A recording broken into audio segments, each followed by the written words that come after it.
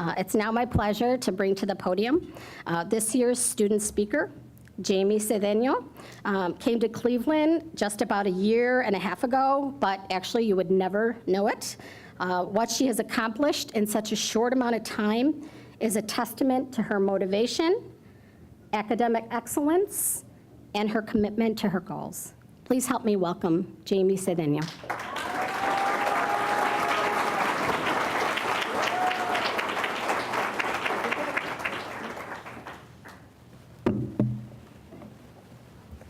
Good afternoon, everyone.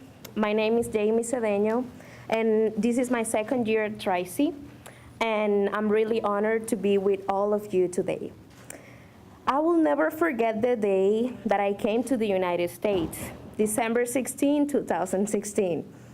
I moved from the Dominican Republic with my mom and two little sisters, looking for a better future. After 5 years of planning and waiting for that day, we finally made it. This was also special to me because we were also reunited with my father, who had come to the US a couple years before the rest of us to work hard, to plan, and to give us a better future and more opportunities.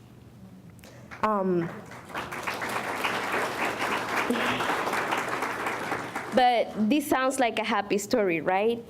But we had so major issues, we have challenges, we have obstacles to deal with.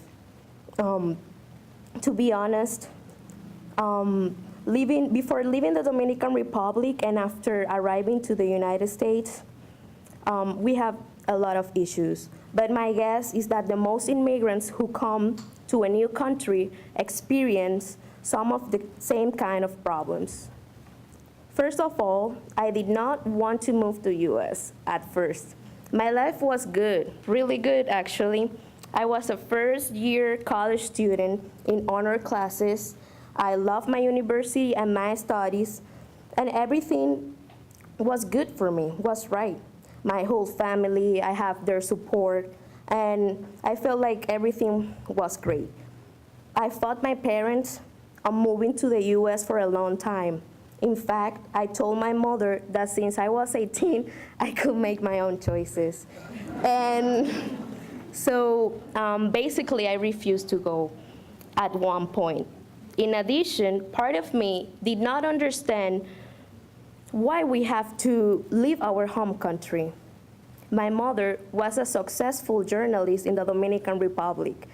She hosted her own TV show for 5 years, 10 years, in different channels and radios. She was quite well known. She loved her work. But today, she's working at a daycare center as a preschool teacher. She gave her entire career up for us because she wanted us to have a better future here. I love her so much. I love you.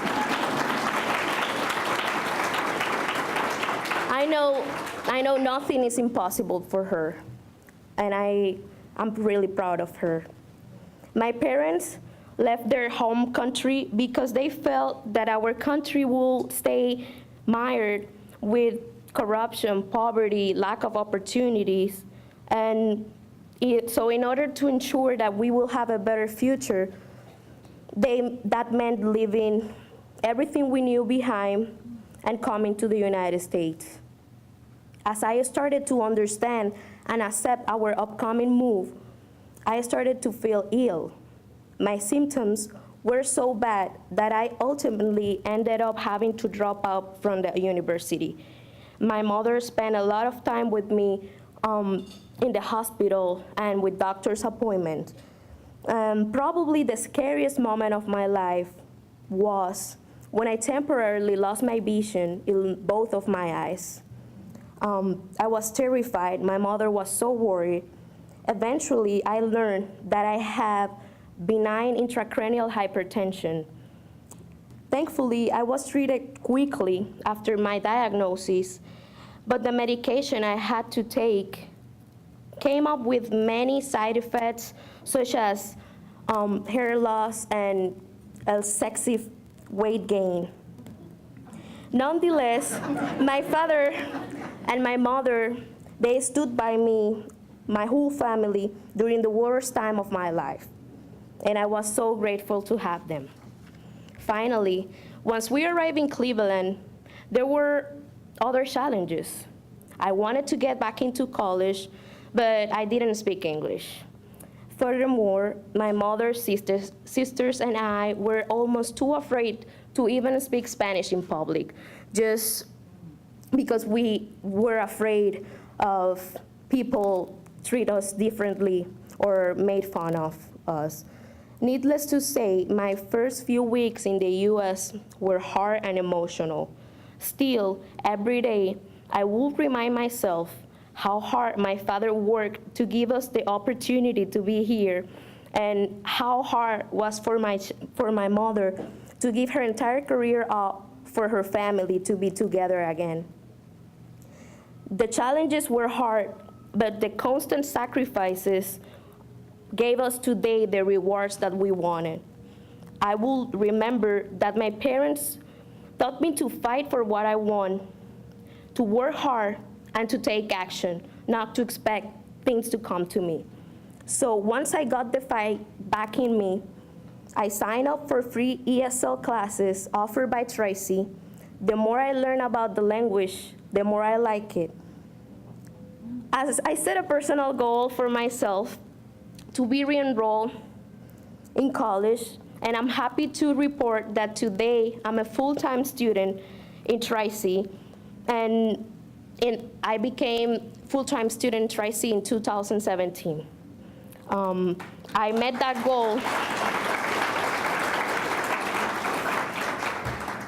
I met that goal because I tested into ESL classes for my first semester, and after that, I'm really happy to say that I'm taking classes toward my major. My first year at Tri-C, I earned a 4.0 GPA. I earned the Dean's List Academic Excellence, and I became involved with the Hispanic Council. I also was invited to join Phi Theta Kappa Honor Society, the student government, and Tri-C helped me connect with a bilingual opportunity at Spanish American Committee. And I'm happy to report that I'm still employed at SPANAM, while continuing to carry 15 credits each semester. As I continue to fight the fight, I am proud to report that I currently hold a 3.9 GPA. I have been accepted this fall for the Mandel Scholars Academy.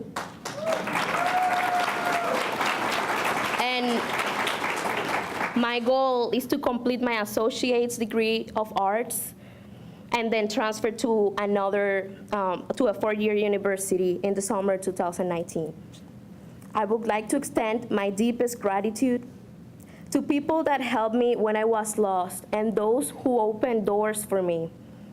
I want to thank Tri-C, the Hispanic Council, TRIO program, and the Spanish American Committee. I would also like to thank donors organizations such as AT&T and KeyBank, because they help people and they give us a chance, supporting us in pursuit of our goals, professionals, to become professionals and contribute to our communities. Thank you all for changing my life. Finally, but not least important, congratulations to my fellow scholarship recipients. Your hard work has paid off. I leave you with words from my heart. After sharing my story with all of you, I encourage you to plan, study, work hard, get up if you fail, maintain your hope, and achieve your goals, but never, never give up the fight. Thank you.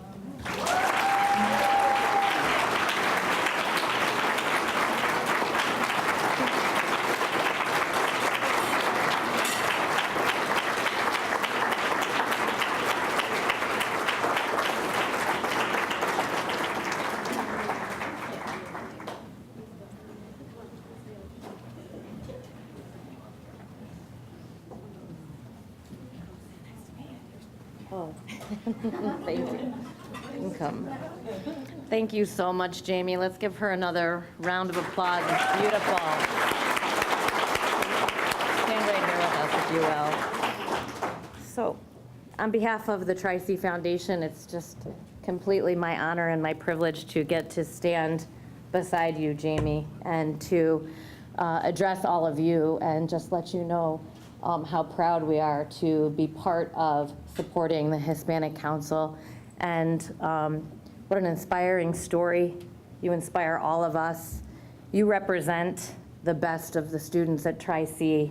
Your resilience, your determination, your attitude, you've given us all that hope that Dr. Reese, you said, really does change our perception of reality. And I know you motivated all of us to do better today than we might have before we got here at this lunch. So thank you.